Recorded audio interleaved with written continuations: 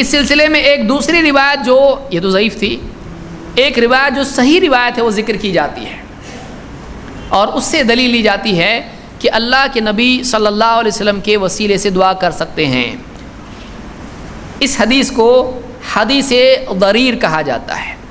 ضریر نابینا، اندھا، ایک صحابی جو نابینا تھے، نہیں دیکھ سکتے تھے، بینائی نہیں تھی، ان کی حدیث اس سلسلے میں دلیل بنائی جاتی ہے۔ آئیے دیکھتے ہیں وہ حدیث کیا ہے۔ عثمان ابن حنیف صحابی ہے، کہتے ہیں ان رجلا ضریر البصر اتى النبی صلی اللہ علیہ وسلم، ایک صاحب جو ضریر البصر تھے، نابینا تھے، اندھے تھے، اللہ کے نبی صلی اللہ علیہ وسلم کے پاس آئے۔ فقال ادعو اللہ لی ان یعافینی، کہا کہ اللہ کے رسول میرے لیے آپ اللہ سے دعا کریں کہ اللہ تعالیٰ مجھ کو عافیت دے دے، میرا اندھاپن دور کر دے۔ فقال ان شئت اخرت لك وهو خیر وان شئت دعوت، آپ نے ان سے کہا اگر تم چاہو تو اس کو چھوڑ دو، یعنی اچھا ہونے کو چھوڑ دو، اخرت اس چیز کو میں بات کے لیے رکھتا ہوں اور وہ تمہارے لیے زیادہ بہتر ہے، وَإِن شِئْتَ دَعَوْتُ، لیکن پھر بھی اگر تم چاہو تو میں تمہارے لیے دعا کروں گا، دعوت۔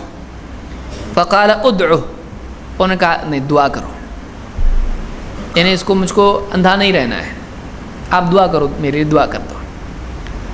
فَأَمَرَهُ أَن يَتَوَضَّأَ فَيُحْسِنَ وُضُوءَهُ، آپ نے حکم دیا کہ جاؤ وضو کرو اور اچھی طرح سے وضو کرو۔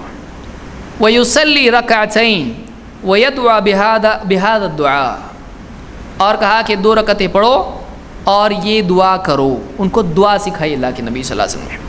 کیا دعا ہے؟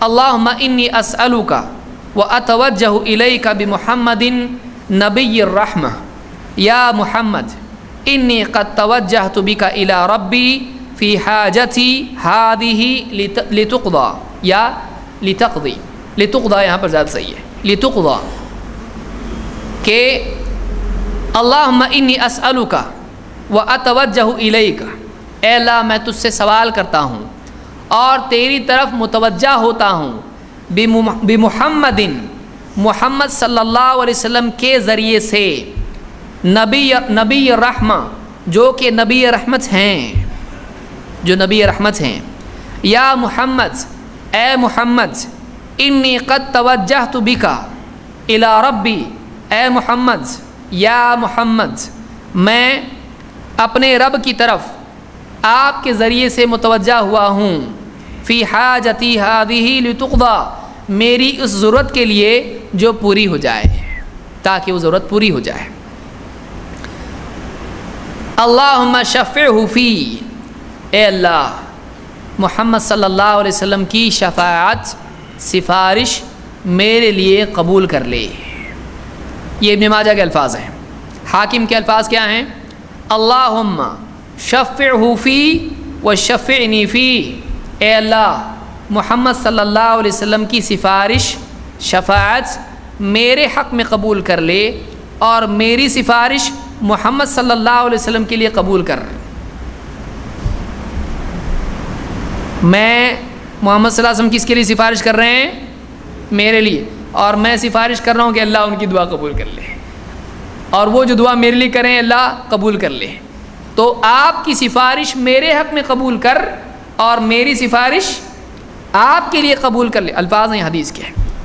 وَاللَّهُمَّ شَفِّعْهُ فِي وَشَفِّعْنِي فِي، حاکم کی دوسرے الفاظ ہیں اللہم شفعہ فی وشفعنی فی نفسی، اے اللہ آپ کی سفارش میرے حق میں قبول کر، اور میری سفارش میرے اس معاملے میں قبول کر لے۔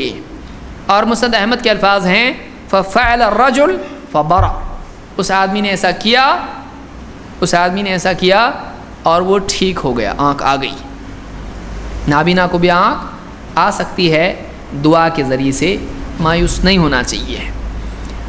یہ مسند احمد، ترمذی، ابن ماجہ اور حاکم کی روایت ہے، اور سند کے اعتبار سے اس کی سند جید ہے، اچھی ہے۔ بہت سارے لوگوں نے اس حدیث سے دلیل لی کا دیکھو انہوں نے دعا میں کیا کہا، اے اللہ میں کس کے وسیلے سے دعا کرتا ہوں، کس کے ذریعے سے دعا کرتا ہوں، ہوا نا مسئلہ حل، ختم، درس ختم۔ ہم کہتے بلا شبہ ان صحابی نے نہ صرف یہ کہ اللہ کے نبی صلی اللہ علیہ وسلم کے وسیلے سے دعا کی بلکہ آپ کے سکھانے پہ کی، اور بڑی دلیل ہے، میں صحابی کر لے تو بھی دلیل ہے۔ یہ کس نے سکھایا تھا؟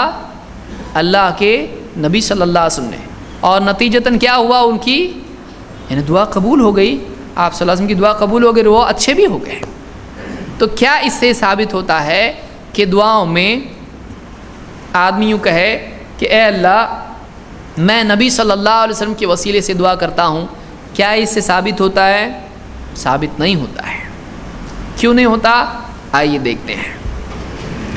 سب سے پہلی چیز اس حدیث میں یہ ہے کہ دعا کے لیے وہ صحابی اللہ کے نبی صلی اللہ علیہ وسلم کے پاس آئے، گھر پہ بیٹھ کے نہیں کہا اے اللہ میری دعا نبی صلی اللہ علیہ وسلم کے وسیلے سے قبول فرما۔ وہ کہاں آئے؟ اللہ کے نبی صلی اللہ علیہ وسلم کے پاس آئے۔ انہوں نے آپ سے کیا کہا؟ آپ میرے لیے دعا کیجئے کہ اللہ مجھ کو شفا دے۔ تو معلوم ہوا کہ انہوں نے کیا کیا تھا، آپ سے ان کا مطالبہ کیا تھا؟ دعا کا تھا۔ اللہ کے نبی صلی اللہ علیہ وسلم نے ان کو 2 چوائس دی تھی، کیا تھی وہ؟ نمبر 1 تم چاہو تو صبر کرو، یہ زیادہ بہتر ہے، یعنی دعا نہیں۔ اگر تم چاہو تو دوسرا کیا؟ دعا کروں گا، میں تمہارے لیے دعا کروں گا۔ تو 2 چیزوں میں سے ایک چننا تھا، پہلا دعا نہیں، دوسرا دعا ہاں۔ انہوں نے کس کو چنا؟ دعا کرو۔ تو معلوم یہ ہوا کہ یہ مسئلہ نبی کریم صلی اللہ علیہ وسلم سے دعا کروانے کا ہے۔ سمجھ میں آ رہی بات؟ بہت آسان ہے، بہت مشکل نہیں ہے مسئلہ، مشکل ہے، بات یہ آسان ہے کہ آپ صلی اللہ علیہ وسلم کے پاس وہ صحابی آئے، 2 میں سے ایک چیز آپ نے ان سے کہا، وہ آئے تھے دعا کروانے کے لیے۔ آپ نے ان سے وعدہ کس چیز کا کیا؟ 2 میں سے ایک تم چنو، ایک تو دعا نہیں کروں گا، صبر کرو، یہ زیادہ بہتر ہے، دوسرے کہ میں دعا کرتا ہوں۔ انہوں نے کہا نہیں آپ دعا کرو۔ تو آپ نے جو چوائس دی انہوں نے اس کو چنا کہ نہیں چنا؟ اب آپ پر کیا ہو گیا؟ دعا کرنا، وعدہ کیا تو پورا کرنا پڑے گا کہ نہیں؟ تو کیا وعدہ ہے؟ دعا کروں گا۔ تو اب یہ دعا کرنے کا وعدہ تھا، انہوں نے دعا کرنے کے معاملے کو چن لیا۔ آپ نے ان سے کہا ٹھیک ہے اب تم ایک اور چیز کرو، کیا کرو؟ اچھے سے وضو کرو اور نماز پڑھو، اور نماز پڑھ کے اللہ سے یوں کہو، کیا کہو؟ اللہم انی اسألک و اتوجہ الیک بمحمد نبی رحمت۔ اے اللہ میں نبی رحمت محمد صلی اللہ علیہ وسلم کے ذریعے تجھ سے مانگتا ہوں اور تیری طرف متوجہ ہوتا ہوں۔ تو وہ ذریعہ کیا تھا جو آپ نے وعدہ کیا تھا؟ وہ کیا تھا ذریعہ؟ آپ کی دعا تھا، وہ آپ کی دعا تھی۔ تو وہ وسیلہ جو انہوں نے اختیار کیا تھا وہ اللہ کے نبی صلی اللہ علیہ وسلم کی دعا تھی۔ تو یہاں جو وسیلہ ہے وہ وہی ہے جو 3 چیزوں میں سے ایک ہم نے پہلے بتایا ہے۔ تو آپ نے وہی وسیلہ ان کو ذکر کیا، آپ نے دعا کا وعدہ کیا۔ اگر یہ دعا نہیں ہے، آگے آئیے، آگے الفاظ کیا ہیں؟ اللہم شفعہ فی، اے اللہ آپ کی سفارش میرے حق میں قبول فرما۔ تو یہ کون سا مسئلہ ہے؟ یہ صرف وسیلے کا مسئلہ ہے؟ نہیں، یہ سفارش کا مسئلہ ہے۔ اور سفارش کتنی طرف سے ہوتی ہے؟ سفارش میں کتنے ہوتے ہیں؟ والشفع والوتر، آڈ اور ایون۔ شفاعت کو شفاعت کیوں کہتے ہیں معلوم ہے؟ شفاعت کو اس لیے کہتے، شفع عربی زبان میں 2 کو کہتے ہیں، سورہ فجر میں جا کے دیکھیے، والشفع والوتر۔ شفع کہتے ہیں 2 کی جوڑی کو۔ ایک آدمی اپنا کام خود نہیں کروا سکتا ہے تو کسی کی مدد لیتا ہے تاکہ کام بنے، تو اس کو کیا کہتے ہیں؟ شفاعت، سفارش کہ دے دو اس کو، تو کوئی اور اس میں ہوتا ہے جو اس کو دلواتا ہے۔ سمجھ میں آ رہا ہے؟ تو صحابی کو دعا اللہ کے نبی صلی اللہ علیہ وسلم جو سکھائی اس میں خود اس بات کی دلیل ملتی ہے کہ یہ معاملہ کون سا ہے؟ سفارش کا اور شفاعت کا ہے، جس میں آپ کا بھی عمل ہے اور دعا کرنے والے کا بھی عمل ہے۔ 2 لوگوں کا عمل ہے، ایک دعا مانگنے والے کا اور دوسرا یہ کہ اس کے لیے دعا میں مدد کر کے مانگنے والے کا۔ ایک نبی کی دعا اور ایک صحابی کی دعا. اب کتنے ہو گئے؟ 2. تو یہ سفارش ہے. تو انہوں نے دعا کی اے اللہ نبی صلی اللہ علیہ وسلم جو تجھ سے سفارش میری کرنے والے ہیں تو وہ قبول کر لے, اور میں جو یہ سفارش کر رہا ہوں تجھ سے کہ نبی کی دعا قبول کر لے, میری سفارش بھی قبول کر لے. تو معاملہ کتنی طرف سے ہو رہا ہے. اور آج جو 14ویں صدی میں بول رہا ہے اللہ نبی کے وسیلے سے میری دعا کر, اس کے لیے نبی صلی اللہ علیہ وسلم کا وعدہ ہے, اس کے لیے نبی کی سفارش ہے. تو معلوم ہوا کہ وہ معاملہ الگ ہے, یہ معاملہ الگ ہے. سمجھ میں آ رہی بات؟ کیونکہ مسئلہ بدل جانے سے حکم بدل جاتا ہے, حال بدل جانے سے حل بدل جاتا ہے. اس حدیث سے یہ دلیل لینا کہ جس کے لیے نبی کا کوئی ایسا وعدہ نہیں ہے, جس کے لیے نبی کی دعا پہلے سے موجود نہیں ہے, وہ یہ کہے کہ نبی کے وسیلے سے دعا کرتا ہوں, یہ ثابت نہیں ہے. کیا دوسرے صحابہ سے ایسا ملتا ہے؟ کیا ابوبکر صدیق, عمر فاروق, عثمان رضی اللہ عنہ, علی اور دوسرے صحابہ, عام صحابہ, کیا ان سے ایسا ملتا ہے کہ وہ کہتے تھے اے اللہ نبی صلی اللہ علیہ وسلم کے وسیلے سے میری دعا قبول کر؟ کیا ایسا ملتا ہے؟ نہیں. معلوم ہے کہ یہ مسئلہ ہی الگ ہے. یہ آپ کی دعا کی موجودگی کے ساتھ ایسی دعا کرنا ہے جس کے لیے پہلے سے نبی صلی اللہ علیہ وسلم کی دعا موجود نہیں ہے. وہ آدمی اگر ایسا کرتا ہے تو یہ ایسا ہے جیسا ایک نیا مسئلہ اس نے نکالا ہے, اس کا کوئی ثبوت نہیں ہے. نبی کے وعدے اور نبی کی سفارش اور نبی کی دعا کے بغیر ایسا کرنا, اس کی کوئی ثبوت نہیں ہے. کوئی آدمی اگر ایسی اس کے پاس دلیل ہے تو وہ بتائے, ایسی کوئی دلیل اس کی نہیں ہے. تو یہ اس حدیث سے بہت بڑی دلیل ہے ان لوگوں کی جو اس سے ثابت کرتے ہیں کہ وسیلے سے دعا کی جاتی ہے. یہاں کچھ لوگ بول رہے ہیں یہاں یا محمد آ رہا, اس کا کیا, اس کا بھی بولو کچھ. ہم یہ کہیں گے کہ اللہ کے نبی صلی اللہ علیہ وسلم نے بطور دعا جو الفاظ ان کو سکھائے, انہوں نے بطور دعا وہ پڑھے. نبی کو پکارا, دعا کس سے کر رہے تھے وہ؟ سمپل آپ بتائیے کہ دعا کر رہے تھے اللہ سے یا نبی صلی اللہ علیہ وسلم سے؟ تو معلوم ہوا کہ نبی کو مدد کے لیے نہیں پکار رہے تھے, وہ کس کو پکار رہے تھے؟ لیکن جیسا آپ نے سکھایا صحابہ ویسا ہی کرتے تھے. ویسے ہی جیسے ہم تحیات میں پڑھتے ہیں السلام علیکہ ایھا النبی ورحمۃ اللہ وبرکاتہ, ہم جیسا سکھایا اللہ کے نبی صلی اللہ علیہ وسلم نے ویسا ہی ہم کرتے ہیں. کوئی کہے گا کہ نہیں تو ڈائریکٹ بول رہے ہیں نا یا رسول اللہ, اور ڈائریکٹ کہہ رہے ہیں یا محمد, اور اتحیات میں بھی ہم بول رہے ہیں السلام علیکہ ایھا النبی. تو نبی کو خطاب کر رہے ہیں, مخاطب کر رہے ہیں, یہاں پر نبی سے مخاطب ہو کے ہم کہہ رہے ہیں. تو کیا واقعی نبی سے مخاطب ہو کر سلام کرتے تھے صحابہ؟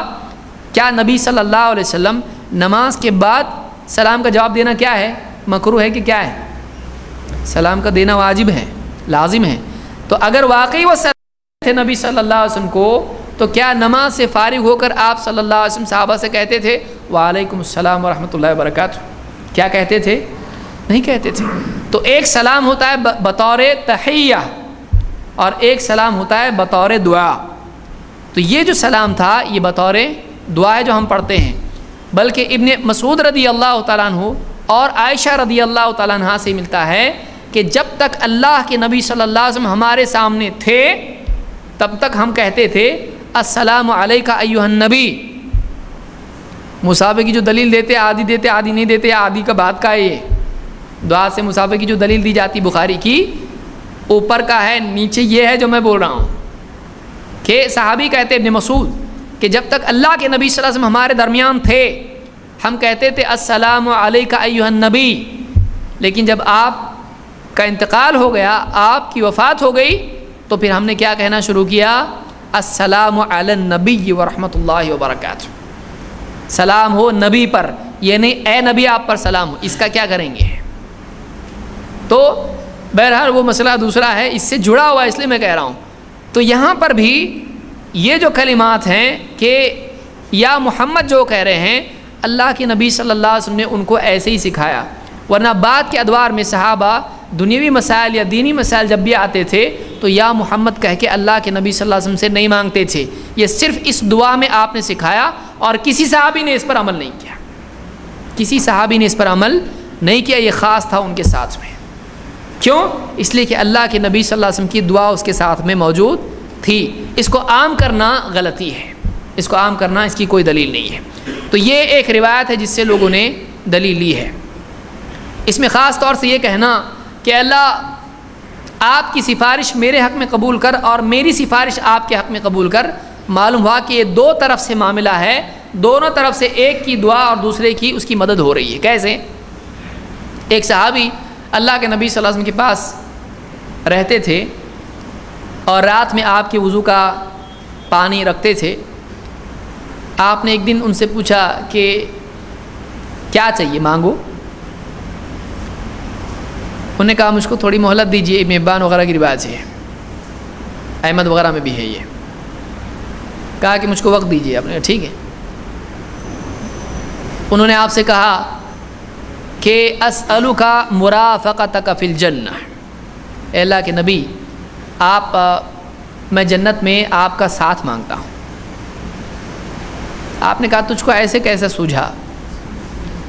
آپ نے کہا میں نے دیکھا دنیا تو فنا ہونے والی ہے، اس لیے میں نے سوچا کہ یہی آپ سے اسی کا مطالبہ کروں کہ میں جنت میں آپ کی صحبت مجھ کو مل جائے، رفاقت مجھ کو مل جائے۔ آپ نے فرمایا، اور اس میں الفاظ ہیں کہ ادعونی، میرے لیے دعا کیجئے کہ اللہ تعالیٰ مجھ کو جنت میں آپ کی رفاقت عطا فرمائے۔ تو آپ سے کیا کہہ رہے ہیں؟ بعض لوگوں نے یہاں سے بولے کو جنت دے سکتے، دنیا میں اولاد نہیں دے سکتے نبی؟ تو اس میں ہے کہ میرے لیے دعا کیجئے۔ تو آپ نے کہا ٹھیک ہے، فَأَعِنِّي عَلَى ذَلِكَ بِكَثْرَةِ السُّجُودِ، فَأَعِنِّي عَلَى نَفْسِكَ، ایک روایت میں ایسا بھی ہے، فَأَعِنِّي عَلَى ذَلِكَ بِكَثْرَةِ السُّجُودِ، ٹھیک ہے تو پھر اس پر میری مدد کر زیادہ سجدے کر کے۔ نبی کی مدد، فَأَعِنِّي عَلَى ذَلِكَ، میری مدد کر اس چیز پر، اس چیز کے ملنے پر سجدوں کی کثرت سے۔ وہاں بھی وہی ہے، یہاں بھی وہی ہے کہ نہیں ہے؟ وہاں بھی وہی ہے۔ انہوں نے آ کے کہا میرے لیے دعا کیجیے، مجھ کو یہ چاہیے۔ آپ نے کہا ٹھیک ہے، نماز پڑھ اور میری دعا کی کیا کر، مدد کر۔ یہاں بھی آپ نے کیا کیا؟ انہوں نے آ کے دعا کی، ٹھیک ہے دعا کروں گا، جا نماز پڑھ اور سجدے کر اور نماز میں اس طرح سے کہے۔ تو کیسا کہے؟ میری سفارش آپ کے حق میں قبول فرما۔ الیہ یصعد الکلم الطیب والعمل الصالح یرفع، اللہ ہی کی طرف اوپر اٹھتے ہیں۔ الیہ یصعد الکلم الطیب، پاکیزہ کلمات اللہ کی طرف اوپر اٹھتے ہیں اور نیک عمل اس کو اور اوپر اٹھاتا ہے۔ معلوم ہوا کہ دعا کو نیک عمل قبولیت میں اس کی زیادتی ہوتی ہے، دعا کی قبولیت میں نیک عمل مددگار ثابت ہوتا ہے۔ تو یہاں اللہ کے نبی صلی اللہ علیہ وسلم کی دعا تھی، آج ہمارے لیے نبی کی دعا ہے، ایسا وعدہ ہے تو میرے اس نام لے کے اس طرح سے دعا کرو۔ ایسا ہوتا تو آپ بتائیے کیا امام ابو حنیفہ، امام شافعی، امام اتنے سارے امام یہ دعا نہیں کرتے؟ آپ بتائیے کسی نے اس طرح سے دعا کی ہو؟ اللہم اسألک بنبی کا نبی رحمہ وقت پورا اس طرح سے کیا؟ کسی نے دعا نہیں کی، یہ ان کے ساتھ کوئی ہے تو آپ بتاؤ کسی امام نے اس طرح سے ان الفاظ سے دعا کی ہو؟ تو یہ صحابی کے لیے تھا اور اس کے لیے اللہ کے نبی صلی اللہ علیہ وسلم کی دعا موجود تھی، اور یہ مسئلہ الگ ہے۔ اور آج جو آدمی کہتا ہے اللہ میں نبی کے وسیلے سے دعا کرتا ہوں مجھ کو یہ چیز دے، اس کے لیے اس کے پاس نبی کی طرف سے کوئی اس طرح کا معاملہ موجود نہیں ہے، اس کو اس پر معمول کرنا علمی غلطی ہے، علمی غلطی ہے۔